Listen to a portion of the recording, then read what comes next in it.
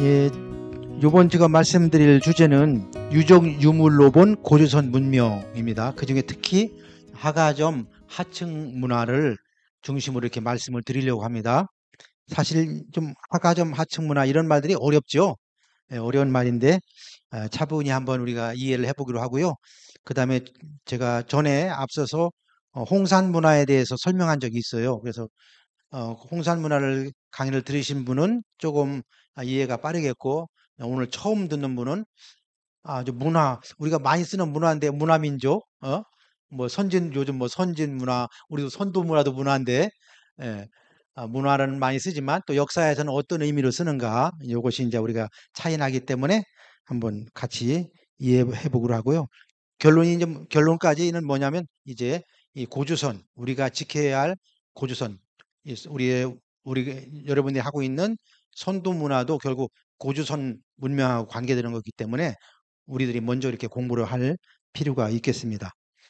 음, 처음에 이제 유물이 고고학적인 그 유적이 발견되면은 그 지역의 이름을 따가지고, 그러니까 가장 작은 마을 이름을 따가지고 이름을 붙여요. 예? 그래서 그걸 유적이라, 우리는 유적이라고 하고 중국 한자로는 유지라 그래요. 예, 유지라 그러고, 그 다음에 예를 들어 우리가 뭐 전곡리, 연천에 가면 전곡리 그 유적이 있거든요. 유직 전곡리, 뭐 암사동, 서울의 암사동, 그게 가장 작은 마을 단위의 이름을, 행정구역의 이름을 따서 우리가 유적이라고 이름을 붙여요. 그런데 그런 유적이 반복해서 같은 시대 같은 유물들이 같은 성격의 유적이 계속 나오면 맨 처음에 나온 유적의 이름을 따서 문화라고 불러줘요. 그 일대를 문화라고. 뭐 홍산 문화다. 하가점, 오늘은 하가점 하층 문화를 설명할 건데요. 하가점 하층 문화는 결국 뭐겠어요? 맨 처음에 하가점이라는 조그만 마을에서 유적이 발견됐어요. 그런데 파고 보니까 또 옆에도 또 있어. 또 있어. 또 있고 또 있고 해가지고 전부 몇 개 나왔냐? 5천여 개가 나왔어요. 5천여 개가. 그럼 그것을 똑같은 시대에 똑같은 유물인데 지명만 다르기 때문에 맨 먼저 나온 하가점이라는 마을 이름을 따가지고 요것은 이름을 하가점 하층 문화라고 하자. 그 이름을 정한 거예요. 아시겠죠? 예. 그래서 이제 뭐 용어가 좀 어렵지만 그렇게 이해하시면 돼요. 또 문명이라는 말 써요. 우리가 뭐 산업 문명 뭐 이런 말 쓰고, 뭐 정보화 시대 뭐 정보 문명, 뭐 여러 뭐 디지털 혁명, 뭐 문명 여러 말을 쓰고 있는데, 역사에서 말하는 문명이라는 건 뭐냐면, 잘 보세요.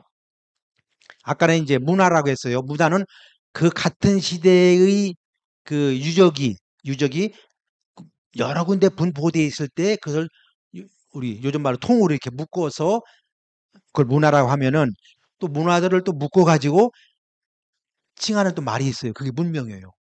문화를 엮어서. 그러면은 이 문명이라는 말을 붙이려면 어떻게 해야 되냐면 조건이 있어요.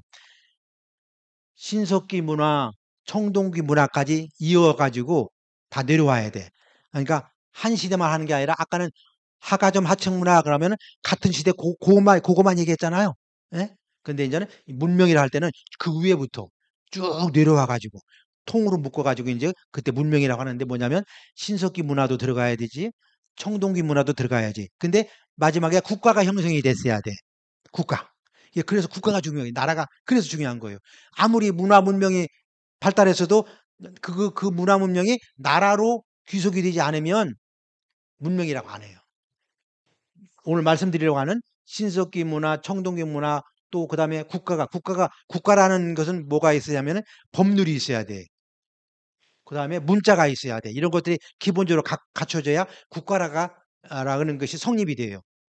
그다음에 강을 중심으로, 이제 강으로 봤을 때는 제가 오늘 말씀드린 것이 요하 문명이고, 또 나라로 봤을 때는 이것을 우리가 고조선 문명이라고 한다. 아시겠죠?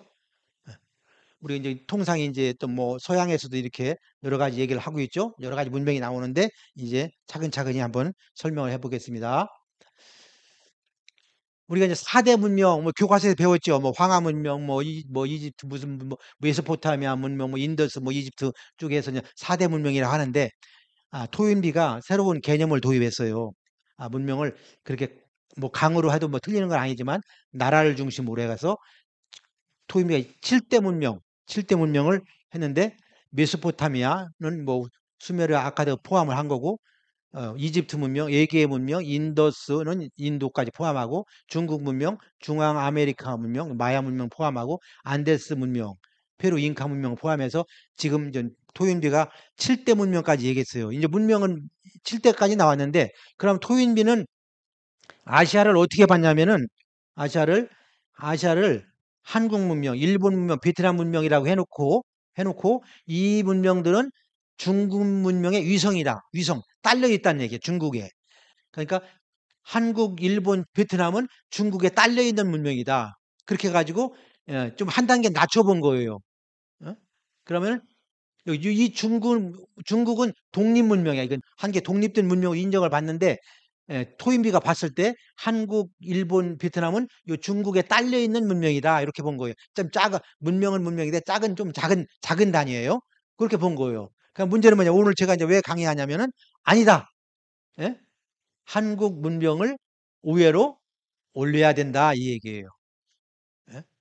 그러려면은 조건이 있어요. 아까 얘기한 조건들 뭐였었죠? 신석기도 들어가야 되고 청동기도 들어가야 되고 나라를 갖춰야 되고 이 요건을 다 갖추게 되면은 지금 위성 이제 작은 것이 아니라 우리도 당당하게 예? 한국 문명도 이 고주선 문명이 이 안에 올해 7대 문명에서 8대 문명으로 올라가야 된다. 이제 이 얘기예요. 어디 가능하겠어요? 가능하겠죠? 해보자고요. 그럼 이제 고주선 문명이 가능하냐? 문명 아까 얘기했죠. 기본적으로 신석기 문명, 청동 문명을 이어받아 가지고 나라가 됐어야 돼.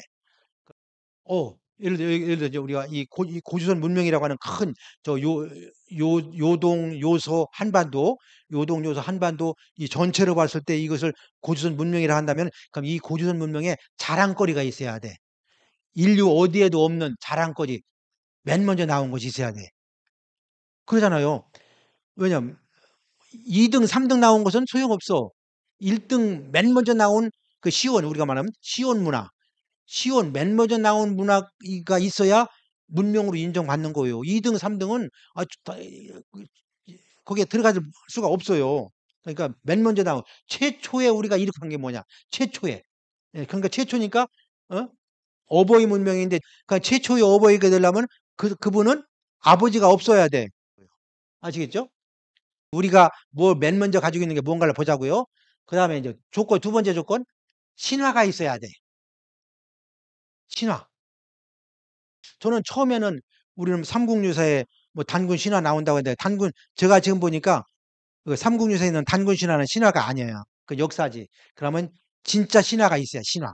진짜 신화. 근데 우리는 아시는 것처럼 다행히 이 부도지의 신화가 있어요. 이 부도지는 우리가 신화로 볼 수가 있어요.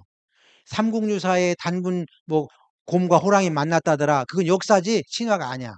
물론 그들은 뭐 역사 뭐 신화라고 하면서 우리 역사를 부정하기 위해서 신화라는 말을 썼지만 여기서는 그런 의미가 아니라 정말 인류 문명에 관계되는 최초의 어떤 다른 데 없는 신화가 있어야 된다는 얘기예요.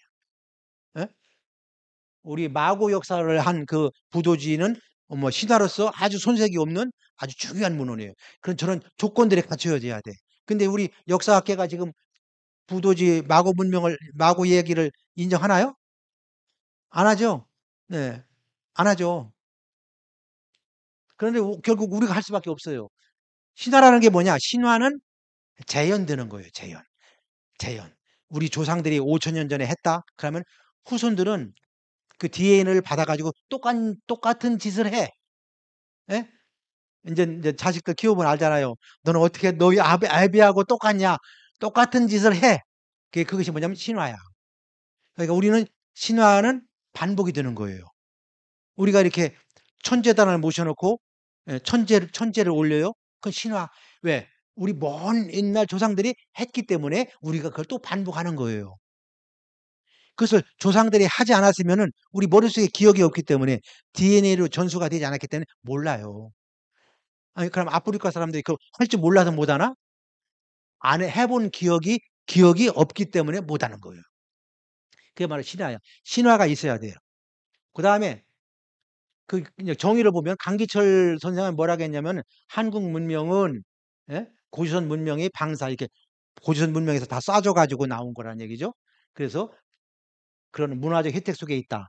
그게 한국 문명과 중국 문명은 이문명. 이건 동의하는 이. 이분도 아주 독특한 말을 했어요. 동의하는 이문명인데 이 이문명의 아들 문명이 바로 한국 문명이고 중국 문명. 그러니까 한국 문명과 중국 문명을 이 문명의 틀 속에다 설명한 거예요. 중국이 다른 게 아니야. 중국이든 한국이든 그 근원은 뭐야? 동의의 고조선 문명이라는 얘기예요. 고조선에서 한국, 중국이 우리가 지금 말하는 한국 문명, 중국 문명은 그 근원으로 올라가면은 동이 문명에서 내려온 것이다. 이렇게 보신 거예요. 이분이 아주 오래전에 이 말씀 하셨는데, 좀 아주 좋아요. 아무튼. 그 다음에 신용화 교수, 신용화 교수는 최근에 이제 이런 주장들을 하셨어요. 신용화 교수는 신석기 시대의 한강 문화, 대동강 문화, 또 요하 문명을 통틀어서 BC 3000년에서 2400년 경에 나타난 고대 국가를 통칭해서 우리가 고조선 문명이라고 하자. 그래서 이제 이분은 이제 이런 의미, 한강에도 그 신석기 문화가 있었고 대동강에도 있었고 또 지금 아까 말한 요하 문명, 요하 뭐 홍산, 하가점 다 포함을 해서 이 일대를 포함해 가지고 BC 3000년 경에 형성된 그 고조선의 그 국가 정치 체제가 있었으니까 그 고조선을 이름을 따서 고조선 문명이라 이렇게 한 거예요. 여기까지 이해가 됩니까? 예, 이해가 되죠? 그건 이제 구체적으로 이제 아까 말씀드렸죠? 최초에 뭘 했느냐? 그 문명, 고조선 문명이라 하려면 최초로 가지고 있는 거. 신용화 교수가 예를 든 거예요. 12,000년 전에 세계 최초의 소로리 달리뼈 재배 성공. 예? 청주 지방에 이제 소로리에서 벼가 나왔어요. 벼. 12,000년 전에 12,000년 전. 예. 이게 나왔어요. 그러니까 우리가 최초다. 이 문명권에서 최초로 나온 게 있어야 인증을 받아요. 그 다음에 콩재배도 우리가 5,300년 최초다. 달리뼈가 나오고 콩이 나오니까 음식 문화, 우리 최초로 이런 밥을 먹는 그 음식 문화가 최초로 형성됐다. 그 다음에 청동기는 우리가 지금부터 5,000년까지 올라가 가지고 예, 우리의 청동기 문화가 형성됐다. 그러니까 최초의 청동 학금은 지금 현재 BC 3131세기로 보고 있어요. 그 다음에 최초의 고대 국가 3,000년. 그러니까 우리가 이제 BC 2333년 그렇게 알고 있잖아요. 이제 신중하게서는 더 올라가야 된다. 그래서 30세기다. 우리 고조선 역사를 그렇게 설명한 거예요. 그 다음에 신앙이 있어야 돼. 태양 숭배 신앙으로부터 하나님 신앙, 또 고조선 언어가 있어야 돼. 언어와 문자. 그 다음에 8조 근법, 법이 있어야 되고 이런 조건들이 갖춰 있기 때문에 우리는 고조선을 문명이라 할 수 있고 바로 아까 얘기한 7대 문명에다가 하나 더해서 8대 문명이 될 수 있다. 이렇게 본 거예요. 관련 자료들을 보자고요.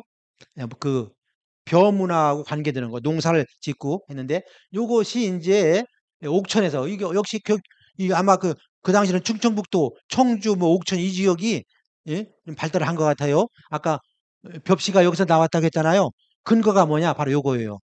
이것은 뭐냐면 이렇게 됐어요. 뭐 글자가 있는 것도 아니고 줄만 쳐놨어요. 이게 뭐겠어요? 이 줄. 예? 논밭 고랑을 설명한 거라는 거예요. 그 기념으로 처음으로 농사를 져 가지고 이렇게 해서 이 일대가 농촌 지역에 있다. 그래서 이 우리 줄을 맞춰 가지고 아마 농사를 지은 모내기 할 때 이게 줄을 맞추고 하잖아요. 그런 걸 보여준 게 아니냐. 예, 이게 옥천에 있어요.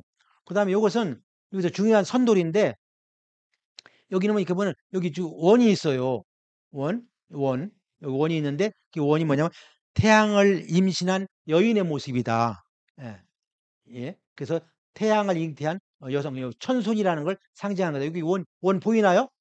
이렇게 원이 보이죠? 예, 태양을 잉태한 여인이다. 그래서 태양, 천손 민족이라는 걸 상징한 것이다. 이것이 이렇게 뭐 아주 오래전 이게 뭐 만 년이 넘는 이게 이런 선돌들이에요. 그 다음에 요것은 이제 또 이제 대전의 괴정동에서 이게 나왔는데 여기도 이렇게 이제 청동기에도 농사 짓는 장면들이 이렇게 있어요. 여기 세 개 있거든요. 이렇게 농사 짓는 장면들. 요거 보면은 우리가 우리 고조선 문명에서 농사가 일찍부터 시작이 됐다. 이것을 이제 우리가 알 수 있죠. 그렇게 되면 이제 우리가 어떻게 되느냐? 그것이 인정받으면 우리 8대 독립 문명권에 우리가 들어가고 바로 고조선 여기 고조선 문명이 들어가면 기존의 중국, 인더스, 메소포타미아 쭉 해서 우리가 이제 8대 문명으로서 고조선 문명이 인정받을 수가 있는 것이다. 그러니까 앞으로 이제 우리가 또 인정받을 수 있도록 또 우리가 열심히 연구를 해야 되겠죠. 역사학자들이. 그렇게 해서 봤을 때 이런 토요미의 관점으로 우리가 고조선 문명이 8대 문명에 들어갔을 때 서열을 보니까 세 번째예요. 우리가 세 번째. 예, 세계 3대 문명에 들어가는 거예요. 네, 그다음에 이제 그러면 이제 구체적으로 한번 이해를 할 필요가 있겠습니다. 홍산 문화는 제가 한번 설명을 들었었고 이제 하가점 하층 문화를 이해하기 위해서 한번 좀 내용을 좀 보겠습니다. 아, 고조선 문명을 설명할 때 꼭 필요한 그 용어들이 있어요. 뭐 빗살무늬 토기 많이 들어봤죠? 뭐 고인돌, 비파형 동검, 고주선어 뭐 이런 것들이 이제 이런 요건들이 형성돼야 우리가 고조선 문명을 이해할 수가 있어요. 그래서 이제 그 연대를 보면은 예를 들면 맨 밑에 홍산 문화가 있어요. 땅을 파보면 같은 지역이더라도 그 홍산 문화 시대의 그 유물이 나오고 그다음 그 올라가면 소하연 문화가 나오고 그 위에 올라가면 하가점 하층 문화가 나와요. 시간 연대를 이제 보자고요. 시간 연대를 보면 우리가 말하는 홍산 문화는 기원전 4,500년이니까 6,500년, 6,500년 전에 신석기 시대를 말하는 거예요. 이때는 동석, 동과 석의 병용기다 이렇게 말하고 있고요. 이 홍산 문화 속에 우화량 유적이라고 있어요. 그러니까 유적이 모여서 문화가 된다고 그랬죠. 그러니까 홍산 문화 속에 우화량 유적이 있어요.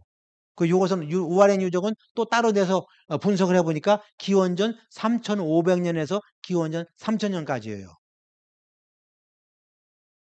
요때쯤 되면은 초급 문명 단계로 들어갔다고 하는 거고 바로 우리가 설명하는 건 하가점 하층 문화예요. 이 하가점 하층 문화는 기원전 2000년에서 뭐는 기원전 1500년 또는 뭐 1400년이라고 하는 분도 있고 아무튼 이렇게 해서 하가점 하층 문화 그다음에 우아량 유적 또 홍산 문화 이렇게 설명을 하는데 요 사이에는 아까 얘기한 대로 3,500년과 2000년 요 사이에는 뭐 소하연 문화가 있었다 이렇게 설명을 하고요. 아무튼 이제 우리 고조선 연대에 가장 가까운 만약에 우리가 BC 2333년 무진년 건국을 말한다면은 가장 가까운 곳은 하가점 하층 문화가 해당이 되겠죠. 이게 우리 고조선 역사 속에 포함이 되겠죠. 지도를 보면은 이 적봉에 이제 홍산 문화도 있고요. 그 옆에 이제 하가점이라는 마을이 있어요. 또 우화량이라는 여기 아니 우화량도 여기 밑에 있고 요 일대예요. 그러니까 조양과 이 적봉 사이에 있어요. 조양과 적봉 요 사이에 홍산 문화도 있고 하가점 하층 문화도 다 이 안에 있는 거예요. 심양, 조양, 적봉 요 일대가 이제 바로 오늘 제가 말씀드리는 하가점 하층 문화권이다 이렇게 이제 이해를 하시면 되겠습니다. 그러니까 뭐 그 홍산 문화 그 이전에도 여러 가지 문화가 있어요. 그래서 오늘 시간 관계상 가장 가까운 홍산 문화를 이해하고 그다음 홍산 문화 다음에 나타난 문화가 하가점 하층 문화다 이렇게 이해하시면 되겠고요. 오늘 이제 하가점 하층 문화 중심으로 말씀을 드리겠습니다. 다시 보세요. 여기 보시면 하가점 하층 문화 여기 하가점 하층 문화 나온 유적지에다 점을 찍은 거예요. 이렇게 많이 나왔어요. 유적이 발견된 건 천여 개인데 아무튼 전체 보면 뭐 5,262곳이다. 현재 조사 발굴을 마친 것은 천여 곳. 그러니까 아까 요만큼에도 시작했었잖아요. 이렇게 점점점점 해가 이렇게 된 거예요. 이렇게 많아요. 여기가 승덕이고 여기에 승덕에서는 나나 강이 흘러요. 이 강이 흐르니까 이 강이 경계가 된 것 같아요. 이 나나강의 동북쪽으로 이것이 하가점 하층 문화권이에요, 여기가. 그러면은 상식적으로 봤을 때 뭘 알겠어요? 여기가 어디예요? 그러면은 여기가 고주선이겠죠? 아무튼 그래서 이제 하가점 하층 문화를 이렇게 쓰는데 그래서 쭉 이렇게 해서 이렇게 쭉 내려갖고 아무튼 BC 2000년에서 뭐 1400년이라는 말도 쓰고 뭐 1500년이라고 하고 아무튼 이 사이에 한 5, 600년 사이에 형성된 문화층을 하가점 하층 문화라고 그래요. 그러면은 요때 보면 중국에서는 어느 나라가 있었냐면 하나라가 있었고 상나라가 있었어요. 중국에서는 하상주 그래요. 하나라, 상나라, 주나라. 중국에는 있었는데 그러면 예? 아까 말씀드렸죠? 하나라가 여기 왔겠느냐? 상나라가 여기로 왔겠느냐? 여기 있는 나라 이름을 왜 말하지 않는 거야? 어? 근데 우리가 이제는 말할 수 있다. 이제는 말할 수 있다. 이제는 우리가 우리 얘기를 하는 거죠. 이것은 이제 윤내연 교수가 1994년에 고주선의 강역도를 그린 거예요. 이렇게 예, 그랬어요. 그러니까 여기가 지금 여기가 여기예요. 윤내연 교수가 아마 이 우리 고주선의 강역도를 정확하게 그린 거예요. 이 유물 이분이 이 유물을 다 연구했는지는 모르지만 아무튼 여기서 여기가 여기니까 여기가 고주선의 서쪽 경계 여기 서쪽 국경선 여기예요. 여기요 여기가 끝이니까 여기거든요. 예. 그러니까 요 유물로도 예? 하가점 하층문화의 유물로도 고조선 강역이라는 걸 우리가 알 수 있죠. 고조선 강역이라는 거. 물론 여기 사이사이 듬성듬성 있지만은 집중된 곳이 여기다. 그러니까 집중된 곳. 그러니까 그러면 초기에 고조선의 수도가 있었다면 아마 이쯤에 있었겠죠. 수도. 고조선의 도읍지가 있었다면은 아무튼 이거 관계가 있으니까 예. 그래서 고주선의 강역과 이 하가점 하청문화가 밀접한 관계가 있다. 결국 이것은 결국은 우리 고주선 나라라는 것이 분명하다.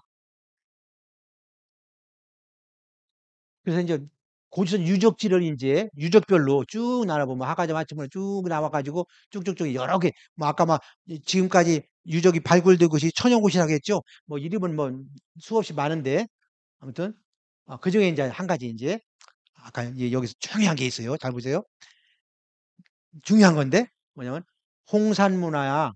홍산문화 아까 얘기했죠. 아까 그중에 우화량 문화를 얘기했어요. 그 우화량 문화가 아주 중요해요. 그 우화량 문화가 이제 홍산 문화 중에서도 그 마지막 문화예요. 그러니까 우화량 문화가 그러니까 아까 한 3,000년 그랬잖아요. 그 가장 가까이 우리 고조선하고 가장 가까이 있는 그 홍산 문화는 바로 우화량 유적지예요. 그 우화량 홍산문화 우화량 16지 여기가 16지점인데 16지점에 파다 보니까 하가점 하층문화가 나왔어요. 땅속에서 그 후에 홍산 우화량 문화 유적지 후에 하가점 하층문화가 나왔으니까 요 여기서 나온 유물들을 잘 분석하면은 우리가 고조선을 알 수가 있죠. 고조선을 물론 홍산문화도 고조선하고 관계되고 시기적으로는 우리 신시 배달 환웅 시대에 관계되지만 지금 우리 고조선을 말해야 되니까 요 지도로 보면은 요 홍산문화가 있고 여기 우화량 아까 여기 하가점이 요 위에 있다고 했어요. 요 하가점이 위에 있고 그 밑에 우화량이 있어요. 여기서 우화량을 파보니까 깊은 곳에는 우화량 홍산문화가 나왔고 그 위에 보니까 하가점 하층문화가 있더라. 이 속에 있더라. 그럼 뭐가 있나 볼까요, 한번요? 요것이 이제 그 땅을 16지점을 땅을 팠을 때 그 유물 나온 것이에요. 유물 나온 거. 어떤 유물이 나왔냐? 요 사람 모양이 나왔어요. 요 홍산 문화. 그러니까 지금은 이제 내가 하가점 하층 문화를 말하기 전에 그 맨 밑에서 나온 걸 먼저 말해 줘요. 먼저 보면은 뭐가 나왔냐? 이 유적지가 현장이 요건데요. 그 안에서 뭐가 나왔냐면은 이 사람 모양이 나왔어요. 이 사람 모양. 그런데 이 사람이 이 그림이 잘 안 보이지만 여기에 여기다가 점을 찍어 놨어요. 이 뭘까 여기다가? 이게 뭘까? 어떤 신앙의 어떤 징표였지 않았을까? 여기다 점을 찍은 게. 그리고 또 어디 불상에도 보면 가운데 이게 점 찍혀 있는 부처님 상이 있잖아요. 예, 그게 이제 단전 그런 의미인데 아무튼 여기 보면은 여기에 점이 찍혀 있어요. 그리고 또 거기 이 안에서는 뭐가 나왔냐면 이게 봉황새가 나왔어요. 봉황새, 봉황새가 나왔어요. 그다음에 또 이게 쌍웅 삼공이라고 하는데 예? 양쪽에 곰얼굴이에요. 곰얼굴을 한 세 가지 이렇게 구멍이 뚫린 이런 옥기가 나왔어요. 곰얼국이 나오고요. 곰. 그러니까 새가 나오고 그러면은 같은 땅에 살았는데 먼저 와서 산 사람들은 어떤 생각을 하고 살았던 거예요? 곰을 숭상하고 새를 숭상해서 살았다는 걸 알 수가 있죠. 전 하나의 이 옥기라는 것은 하나의 토템이니까 상징물이니까 그러면 이 우리 홍산문화 우아량 사람들은 뭘 숭상했어요? 곰을 숭상했죠? 그 다음에 새를 숭상했어요. 새는 뭐죠? 새, 하늘. 새는 하늘, 태양. 예.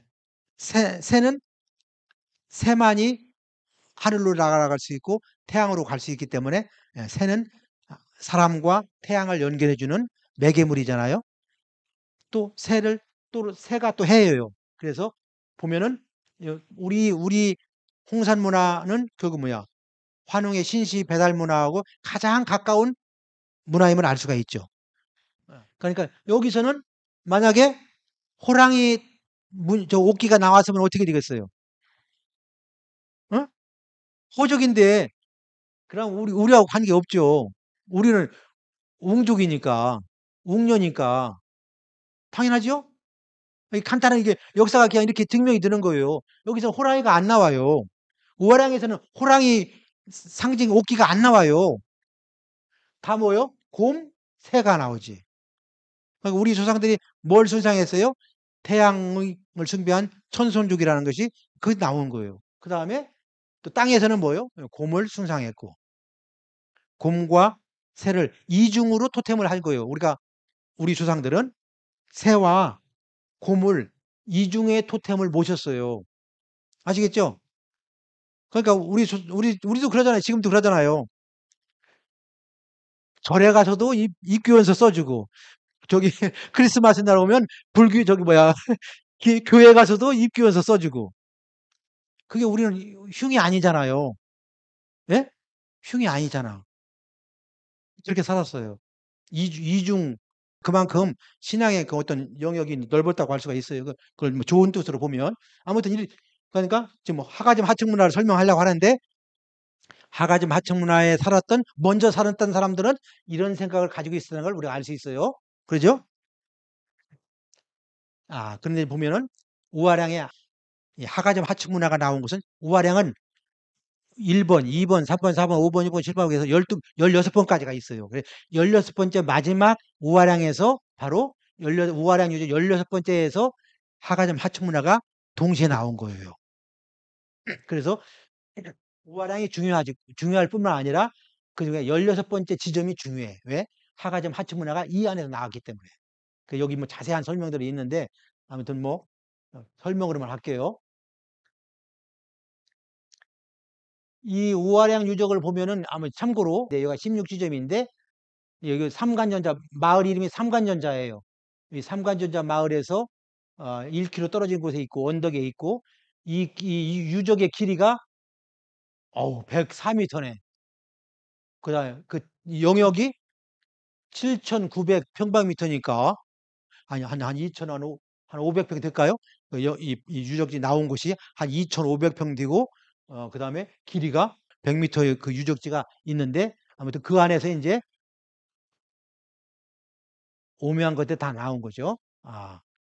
그 일대가 해발은 555m니까 그렇게 높은 편이 아니네요. 아무튼 이 오화량 일대에서 그 발굴 순서에 따라서 우화량 1번, 2번, 3번, 4번, 5번, 6번, 7번 쭉 해가지고 16번에 왔는데 16번에서 마지막 발굴을 하다 보니까 하가점 하층문화하고 같이 나왔더라. 보세요 이제 중요한 거예요 이제. 우화량 16지점 속에서 나온 하가점 하층문화에서 뭐가 있었느냐? 여기 사람 얼굴 모양이 나왔어요. 여기 얼굴 모양이 나왔어요. 그 다음에 복골 뭐 기억나는 게 있나요? 복골, 복골, 점, 뼈에 점. 근데 이제 이 점은 이게 이제 바로 이제 이 고조선식 이 복골은 고조선식 점법이에요. 점법. 그러니까 우리 상나라, 은나라 그 각골문 나와 있는 그 거북등에 우리 점을 쳤잖아요. 그 거북등에 불을 이렇게 붙여가지고 그 번지는 걸 봐가지고 길하다, 흉하다를 알았잖아요. 우리 조상들도 그거 방법이 좀 틀려요. 우리 조상들은 어떻게 했냐면 이렇게 했어요. 이렇게 이제 여기서 구멍에다가 이제 불을 붙여봐가지고 어떻게 들어가는가 요걸 봐가지고 기륭을 판단했어요. 이것이 복골이에요. 우리는 그 아마 이 일대는 거북이 아마 없었겠죠. 아마 귀했겠죠. 거북으로 하지 않고 뭐 사슴뼈라든가 뭐 아니면 또 이제 우리가 후대에 들어와서는 우제전법이라 해서 소 뭐지 발가락 발톱 소 그걸로 해가지고 또 점을 하고 그랬었죠. 아무튼 이런 이게 이제 점을 하는 이 복골이 나왔어요. 그러니까 우리 조상들하고 관계가 있고 그 다음에 존영지역이라고 해서 삼조끼가 나와. 삼조끼 발이 세 개인 거. 어, 이 삼조끼가 아주 이거 중요한 거죠. 또 뒤에도 나오니까 제가 이제 오늘 중요하게 말씀드리려고 하는 것은 바로 이제 이겁니다. 정전도인데 이건 이제 오늘 제가 이곳에서 이제 처음으로 공개하는 거예요. 이제까지 공개 안 한 내용인데 처음으로 공개하는 내용이에요. 잘 들어보세요. 에, 이 고조선 시대에 우리 부르단군 아시죠? 부르단군이 몇 대 단군이죠? 예? 2대 단군이죠. 예, 2대. 우리가 이제 단군 왕검, 초대 단군은 많이 하는데 부르단검, 그다음 3대는 누구죠? 바로 예, 그렇죠. 3대 단군 가륵. 예, 가륵 때 이제 정음 뭐가 나왔죠? 글자. 가림토가 나왔죠. 그 앞서서 이제 부르단군 때예요. 단군 세기에 있는 거예요. 이 단군 세기 그러니까 제가 말씀드릴 게 뭐냐면은 문헌과 나온 고고학과 일치하면은 그건 맞는 거예요. 물론 문헌에 자세히 있지만 유물로 반드시 증명되는 것은 아니지만 그런데 그 중에도 뭐 아까 얘기했던 뭐 이 복골 이런 것을 우리 문헌에 나오니까 이게 짐승 뼈를 이용해서 점을 쳤다는 건 문헌에 나오니까 이것은 우리 고주선 유물이 확실한 거예요. 더 확실한 게 제가 이건 말씀드리는 거예요. 이것은 이제 이걸 뭐 이렇게 글자를 쓰면 뭐예요? 이 글자가 우물정이죠. 우물정이죠. 우물정에는 우리 모든 핸드폰에 다 우물정이 있어요. 모든 핸드폰마다. 예. 바로 그 우물정의 기원이 누구예요? 부르단군이셔요. 온 세계 동포가 지금 우리 부르단군이 만드신 우물정자를 다 쓰고 있는 거예요. 저는 이 홍산문화를 제가 연구하다 이 벽돌을 보고서로 깜짝 놀랐어요.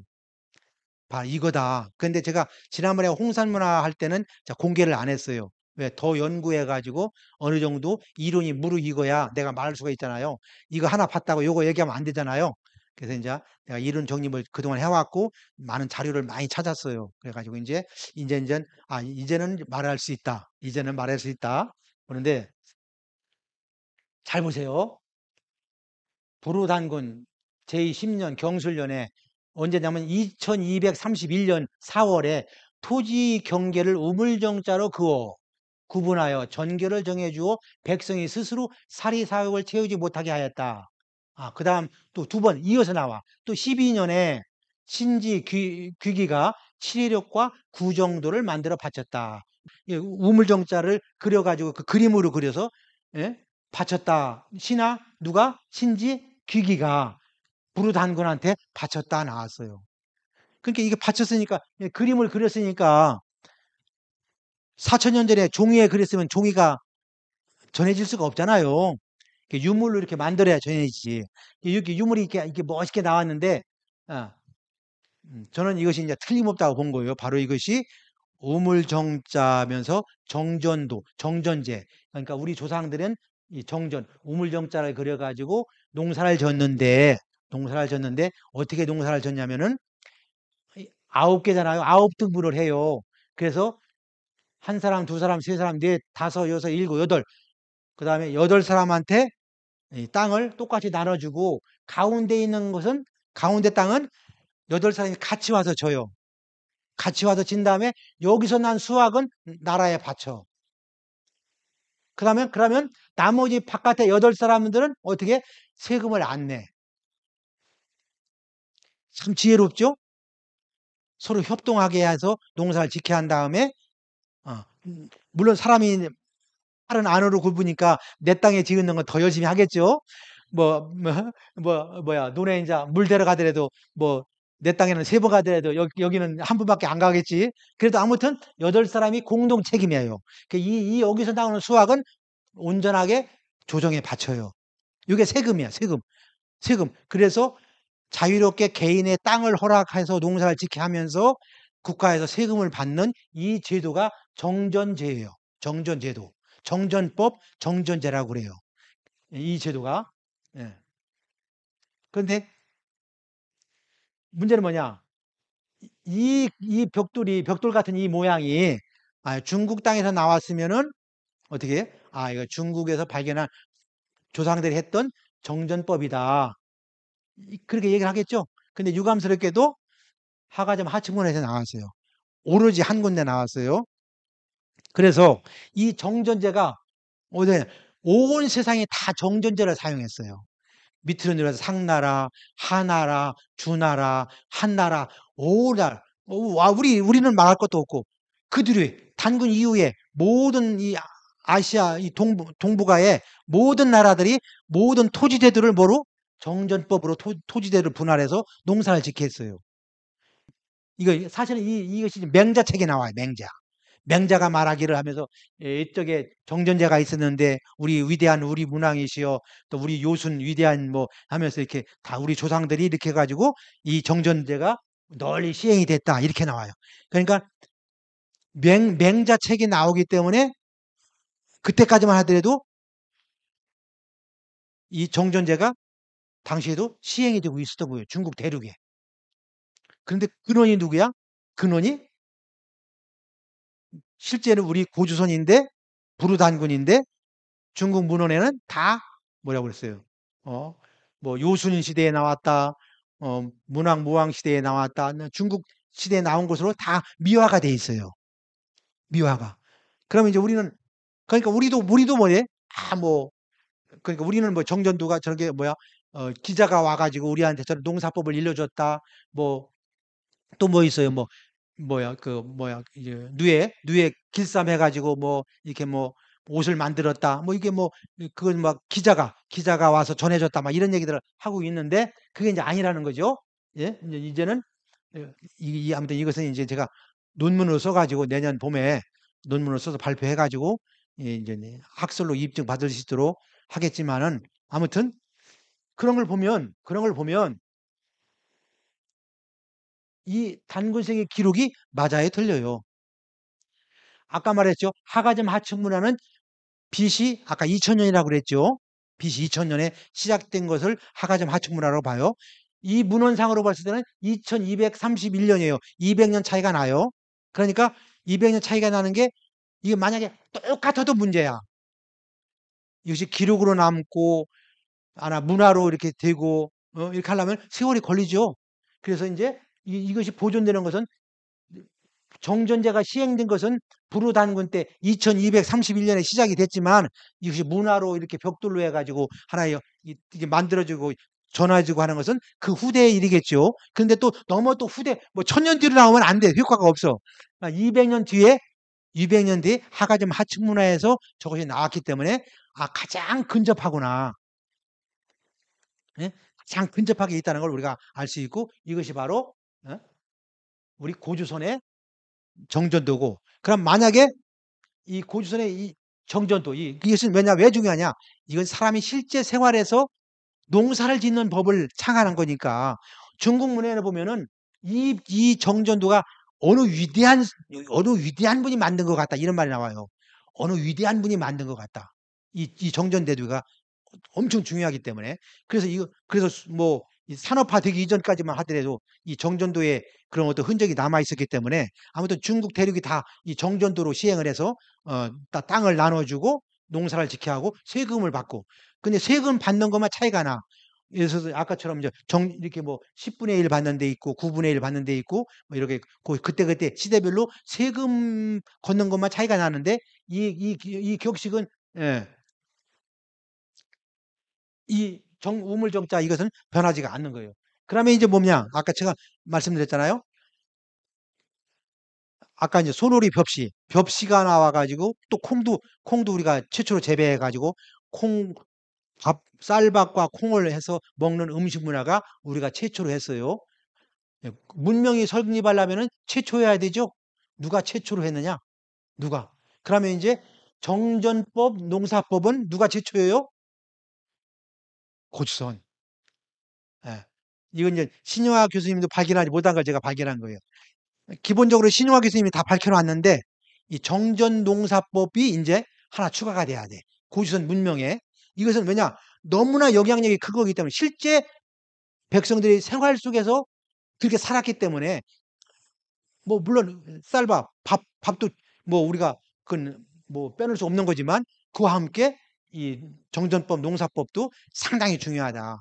그 영향력은 너무나 지대하고 또 수천을 이어왔기 때문에 그래서 예, 이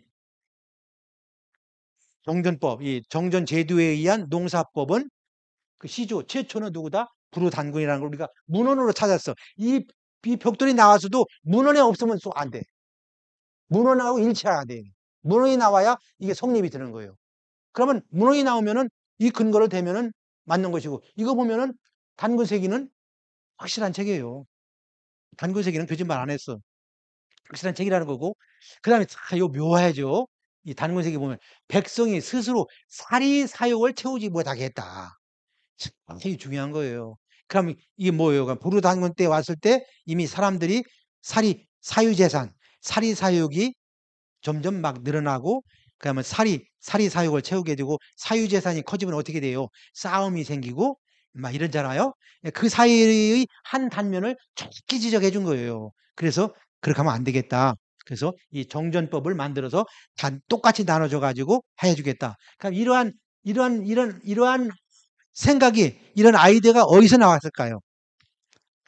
내가 백성들한테 똑같이 땅을 나눠줘 가지고 너희들 8사람이 농사 짓고 가운데에 들어와서 요것은 너희들이 똑같이 져가서 난 조정에 바쳐. 이 생각이 어디서 나왔을까요? 맞아, 홍익인간. 바로 홍익인간에서 나온 거예요. 이 홍익인간이 이념이 들어가 있지 않으면 저 생각이 나올 수가 없어요. 왜? 저것이 좋은 건 알지만 중국 사람이 그 생각 못 했잖아요. 머리가 나빠서 못 했나요? 아니거든. 머릿속에 들어있지 않기 때문에 유전이 되지 않았기 때문에 그 생각을 못 하는 거예요.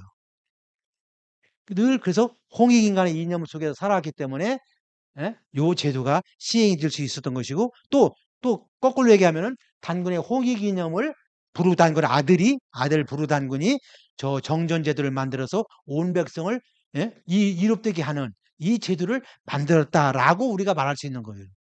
맞아요? 그래도 이렇게 들으면서 이해를 해주니까 제가 기분이 나는 좋아요. 모르는 사람한테 저거 설명하려면 아주 와서 왜 엉뚱한 얘기만 하고 있네라고 하니까 저런 걸 이렇게 이해시키기가 참 어려워요. 그래서 우리가 기본적으로 알고 있으니까 또 우리 한국 사람들은 기본적인 다 그게 들어있기 때문에 뭐 종교를 다른 걸 믿어도 항상 그 홍익인간이 머릿속에 박혀 있기 때문에 이게 중요한 거거든요. 너 홍익인간 믿냐 안 믿냐 이걸 떠나서 머릿속에 들어있고 가슴속에 들어있기 때문에 언제든지 그들은 그걸 할 수 있는 가능성이 있는 사람들이거든요. 됐죠. 뭐 궁금한 거 있어요? 그러니까 실물도 고고학적인 실물로도 입증이 되고 우리 문헌 자료도 입증이 됐으니까 이건 금상첨화야. 금상첨화고 그러니까 우리 핸드폰에 우물정자의 시조가 누구예요? 온 70억, 80억이 쓰고 있는 그 우물정자의 비밀이 부르단군이고 핸드폰 자판이 우물정자예요. 또 핸드폰 자판이 예? 그 모양이 우물정자예요. 그러니까 이 우물정자, 이 정전제, 이런 정전법, 농사법이 아무튼 그 시대는 한류예요, 한류. 한류. 왜? 그 동북아 온 나라가 다 저 제도를 시행했으니까. 그 시대의 한류예요. 경제적인 한류야. 뭐 여기에 보면 이제 치료력, 달력이 나와요.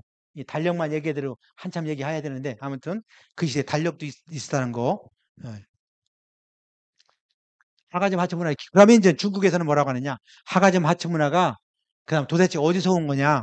뭐 중국에서는 뭐 여러 가지 해석을 해요. 보면은 예를 들어서 하가점 하청 문화는 중원의 하나라 상나라에서 왔다 그래. 하나라 송나라하고 자기네 중국 자기네하고 연결시키려고 그래요. 당연하죠. 거기까지 이해를 해요. 그 다음에 두 번째, 아니다. 그냥 요서 그 지역의 신석기로부터 온 거다. 어?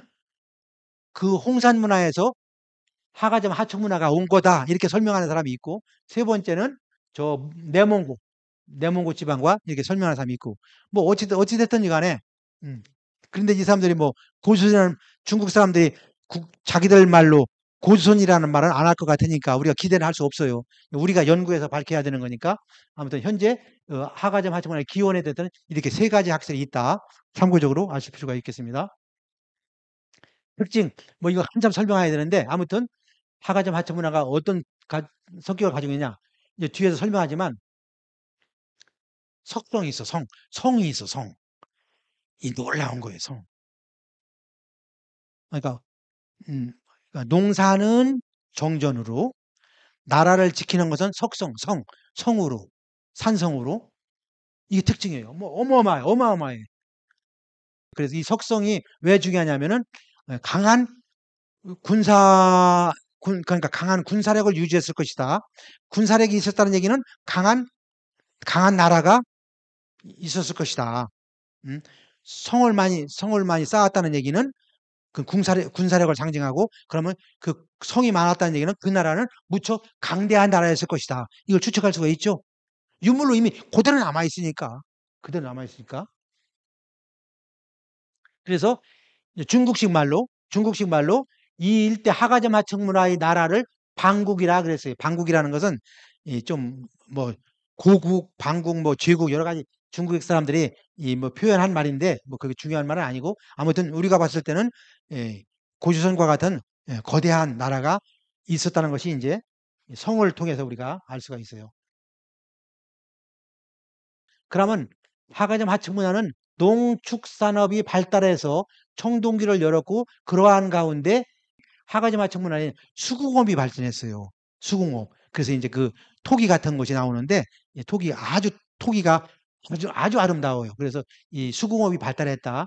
그 수공업은 이런 농업의 토대 위에서 수공업이 발달했다는 걸 알 수 있고, 거기에서 이제 청동기 공예도 나왔고, 이것을 우리가 알 수가 있어요. 그것은 뒤에서 한번 설명할게요. 보세요. 하가점 하청문화가 수공업이 발달했다는 얘기가 바로 이 토기인데, 아주 채색 토기인데 아름다워요. 아주 아름답고, 특징이 뭐냐? 우리가 말하는 도철문, 이 도깨비 형상, 이 도깨비 형상으로 이렇게 나왔어요. 이렇게 여기는 주로 뭘 썼냐면은 토기가 주 생산물이고 화려한 도철문이 있다. 그럼 시종화 교수님은 이 도철문은 맥족의 문화일 것이다, 이렇게 말씀했더라고요. 아무튼 이 도깨비 문화인데, 이 도깨비 문화라는 게 뭐냐면, 이게 우리가 이 도깨비 하면 우리가 이제 요즘은 나쁜 의미로 쓰는데 절대 그게 아니에요. 예. 그냥 쉽게 말한다면 도를 열어준 도를 깨라는 거지. 열 개자 도를 열어줬다, 이런 열어준 그런 의미로 생각해야 돼요. 도를 열어줬다. 그러니까 우리가 국유 현묘지도가 있다고 했는데, 저는 이것을 삼신의 무궁한 조화력을 이런 도깨비 형상으로, 그거보다 더 뭐랄까, 잘 표현할 수는 없는 것이니까. 그래서 이 어떤 삼신문화와 관계 있는 문양이다, 저는 이렇게 생각을 해요. 그래서 이렇게 화려한 이러한 이 도철문으로 그랬다. 그 다음에 이것이 이제 특히 삼조끼, 왜 세 발 달인 거냐?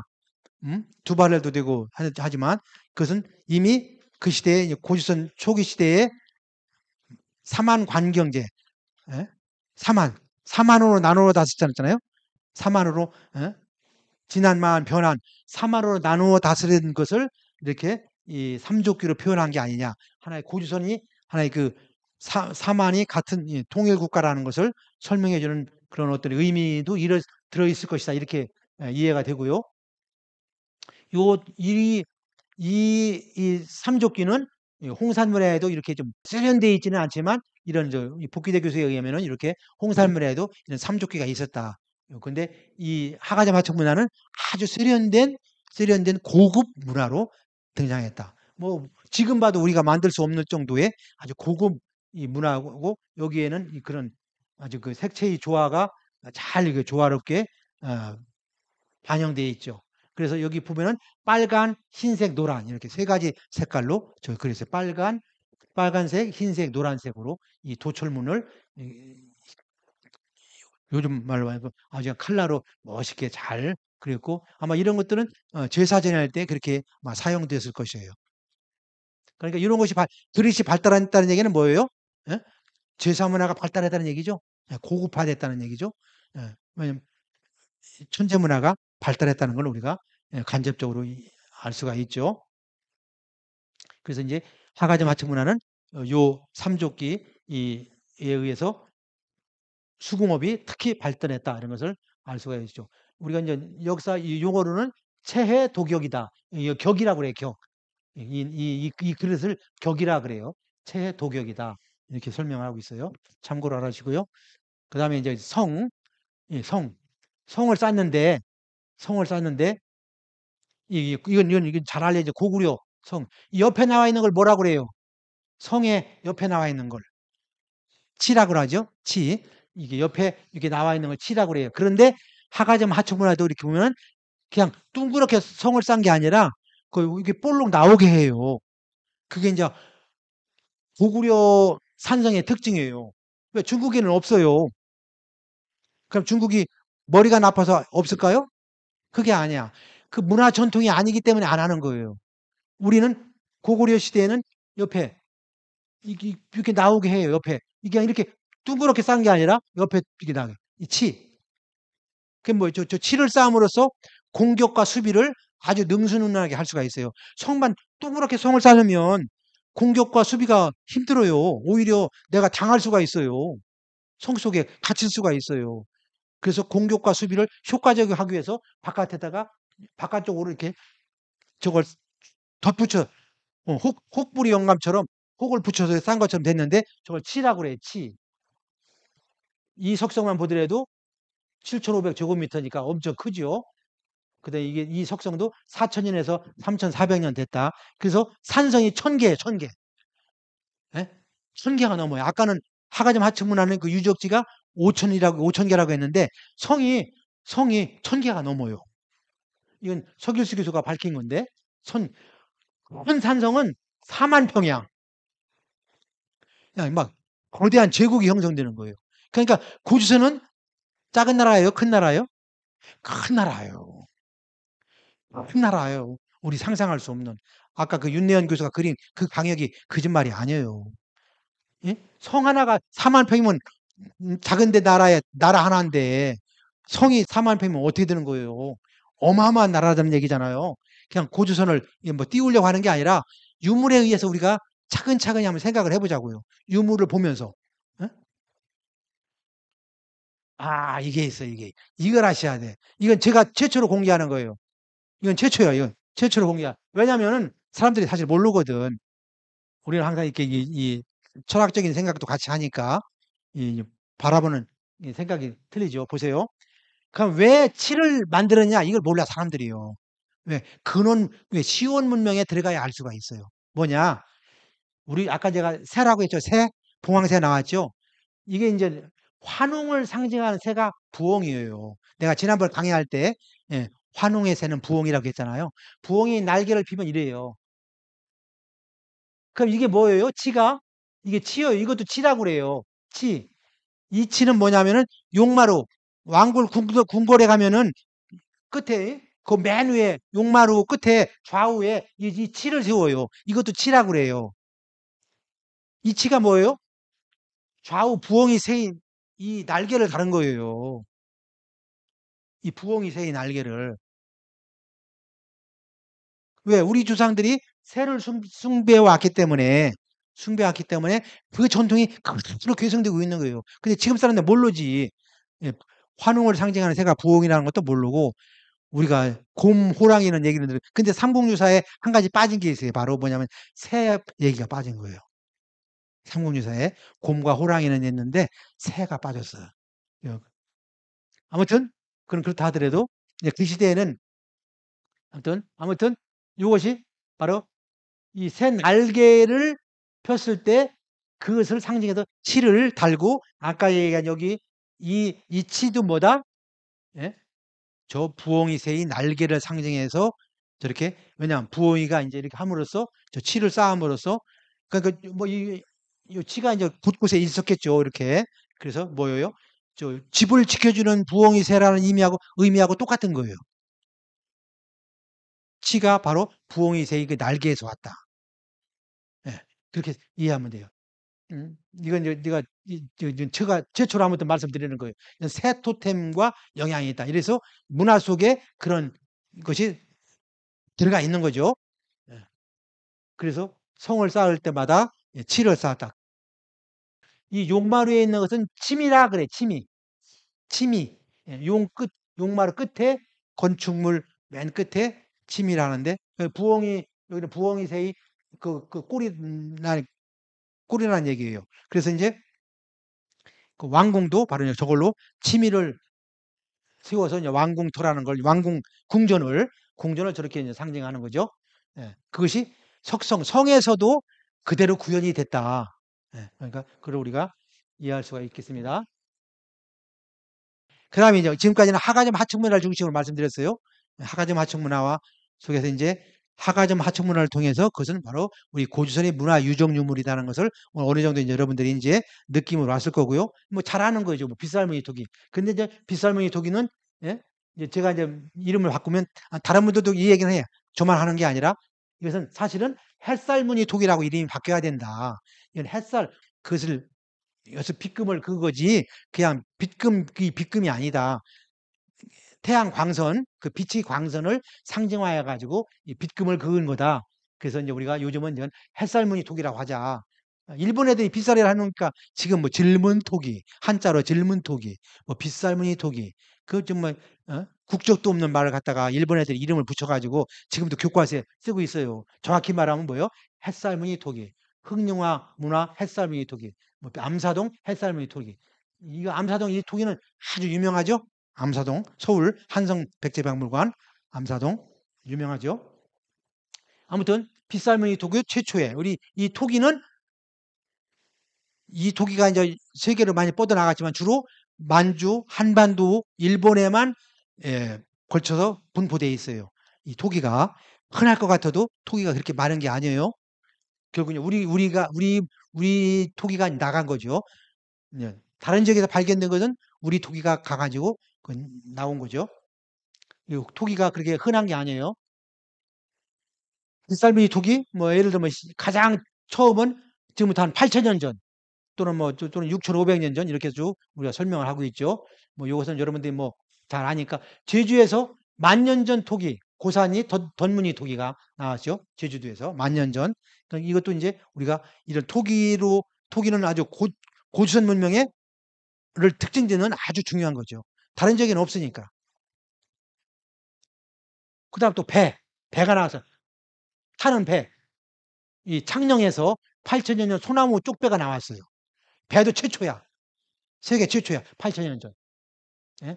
이건 뭐 신문에 한번 보도된 적이 있어요. 이건 있고. 그다음에 이제 고인돌 뭐 말할 필요 없죠. 고인돌은 잘 알죠. 전라도 지역에 고인돌이 2만 기가 있어요. 2만 기. 한국에 4만 기가 있는데 전라도에 거의 2만 개가 있을 정도로 전라도는 고인돌의 나라예요. 고인돌의 지방이에요. 예. 뭐 화순 뭐 고창 뭐 유명하죠. 아주 밀집되어 있고 세계 고인들의 70%가 한국의 고인들이 차지할 수 있을 정도로 우리는 고조선은 아무튼 고인들의 나라예요. 이건 뭐 우리가 여러분들 잘 아시니까. 그 유네스코에는 고인들에는 고창, 화순, 강화도 고인들이 유네스코에 등재가 됐어요. 예. 고창, 강화도에 있는 거.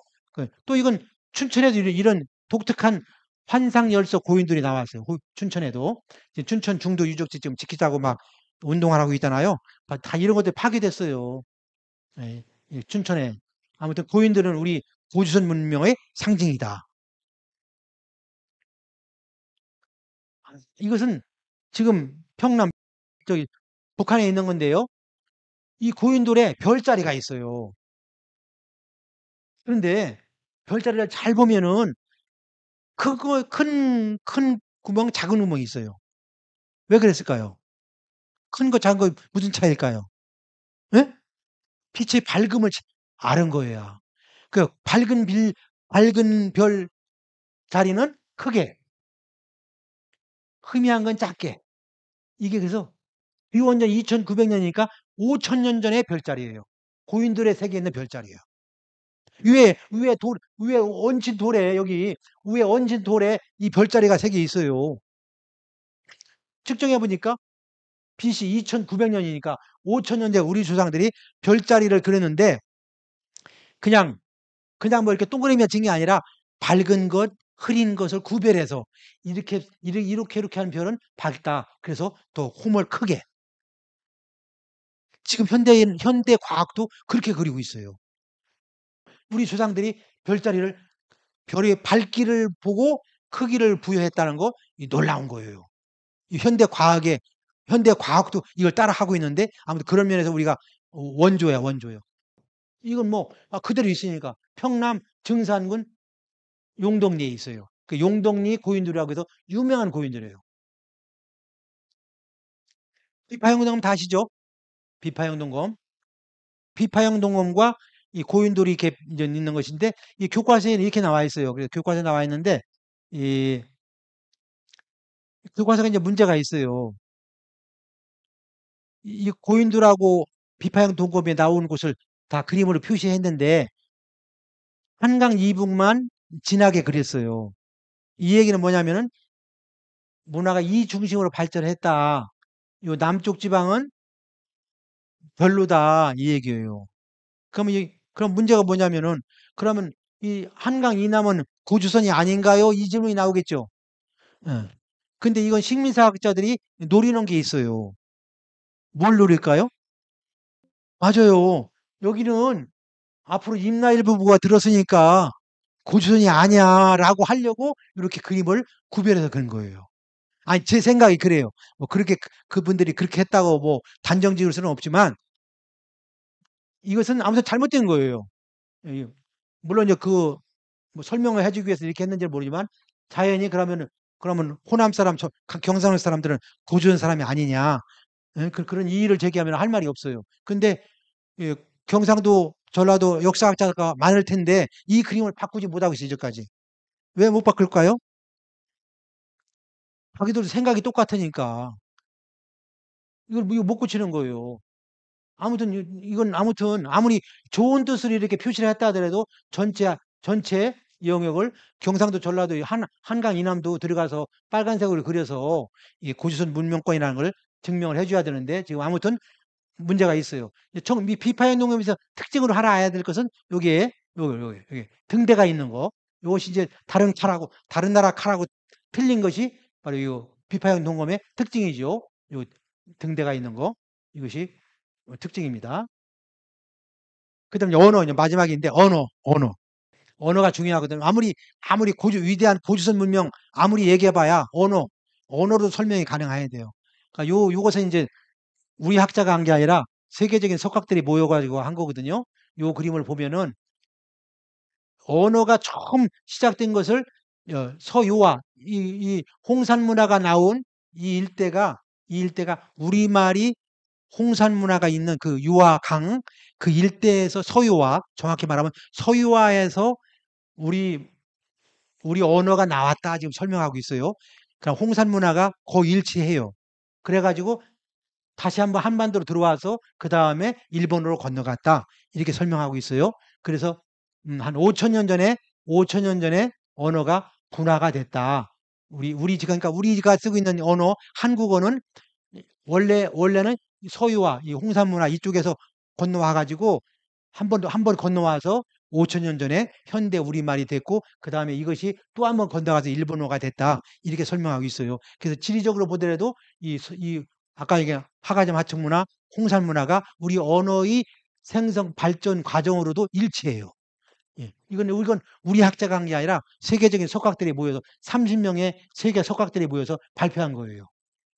이것은 이렇게 해서, 예, 우리 언어의 한국어의, 예, 과정하고 일치한다, 이것을 말씀드릴 수가 있고요. 이렇게 그래서 한국어, 일본어가 같이 5,400년 전에 같이 왔다가 여기서 이제 일본어가 이제 떨어져 나가게 되죠. 그러니까 5,000년 전까지는 한국어, 일본어가 구별이 없었어요. 예. 그다음에 이제 문자, 하가점 하층문화에서 요 문자가 나왔는데 이런 화살표 동서남북 표시와 함께 여기에 이제 가운데 중자가 있어요. 요 그림에 보면 여기에 가운데 중자가 있어서 하가점 하층문화에도 이런 문자가 있었다는 걸 부분적으로도 우리가 알 수 있고, 요 그릇에 이 그림에 확대하면 요 문자가 나오죠. 요것이 가운데 중자처럼 보입니다. 그다음에 이제 명도전도 이렇게 보면은 거기에 문자가 3개 있으니까요. 명도전은 이제 그 이후의 얘기죠.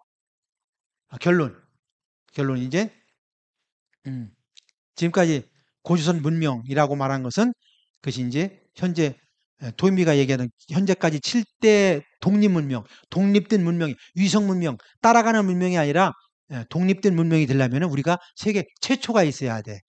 이 고조선에서 나온 최초가 뭔데 너희가 문명이라는 거야? 그럼 최초 나온 것을 뭐 우리가 벽시 농사 지은 거, 또 콩 재배한 거, 또 뭐 예를 들어 저기 뭐야, 토기, 또 빗살무늬 토기 이런 게 있었고, 또 아까도 얘기했죠, 농사 짓는 법, 정전법 이런 것들을 우리가 설명하면서 우리가 세계 최초가 이러이는 걸 가지고 있다. 그렇기 때문에 우리는 중국을 따라한 게 아니라 우리는 독자적인 독립된 문명이다라고 말할 수 있는 거죠. 그래서 우리가 이제 8대 독립 문명으로 우리가 들어가야 돼요. 그러니까 우리가 열심히 연구해 가지고 이걸 만들어야 돼. 근데 아무리 좋은 게 진주가 있어도 우리가 만들어서 하지 않으면 안 되기 때문에 이제는 우리가 이제 만들어야 되고, 근데 이제 하가점 하층문화, 홍산문화에 대해서 우리 훌륭한 우리 이 서울에 있는 역사학과 교수들은 말을 안 하니까 뭐 오히려 홍산문화, 하가점 하층문화는 고조선하고 관계없다라고 논문을 써요. 논문을 그렇게 써요. 그러니까 그건 좀 기대하기 어렵고, 우리가 스스로 공부해서 우리가 밝히는 수밖에 없어요. 그 다음에 이제 특징, 석성이 있었다. 그 석성을 지을 수 있을 정도면은 거대한 노동력을 동원하는 그런 국가 체제가 있었을 것이다. 우리가 알 수가 있는 거죠. 그 삼족기 채도 문화, 그 천재 문화의 경건성과 화려함을 알 수 있다. 서쪽 국경선은 나나 승덕까지 아까 그 하가점 하청문화 그 서쪽 경계하고 같다. 그다음에 고조선 부르단군의 정전도 이것이 이제 우리가 해야 되고, 이제는 이제 단군 위대한데 아들도 위대하면 더 좋잖아요. 이제 아들 부르단군 막 우리가 이제 부르단군 걸 막 외워야 돼. 아들도 좀 해야 그 다음에 가륵이 나오고 이제 막 해야지. 단군 한 번만, 지금은 단군도 인정 안 해주니까 단군만 알아줘도 고마워서 했는데, 이제 떳떳하게 야 부르단군이 더 위대해. 이 농사법을 줘가지고 온 중국 땅에 다 이 부르단군의 정전도가 세상에 퍼져가지고 모든 온 백성이 다, 그게 정말 홍익인가냐, 온 세계 백성이 저농사법을 줘가지고 풍요롭게 잘 살았다. 부르단군 위대해. 그 아들의 그 아버지야. 그러면 우리가 더 자신 있게 말할 수 있잖아요. 그래서 이제 오늘 이후부터는 부르단군, 알았죠? 네. 오늘도 하가점 하층문화를 중심으로 해서 이렇게 두서없이 바로바로 말씀 빨리 진행했습니다. 아무튼 오늘 강의를 계기로 해서 여러분들 우리 역사 관심 가져주시고요. 또 우리 역사는 우리의 각오, 우리 역사는 내가 지킨다. 아시겠죠? 네, 감사합니다.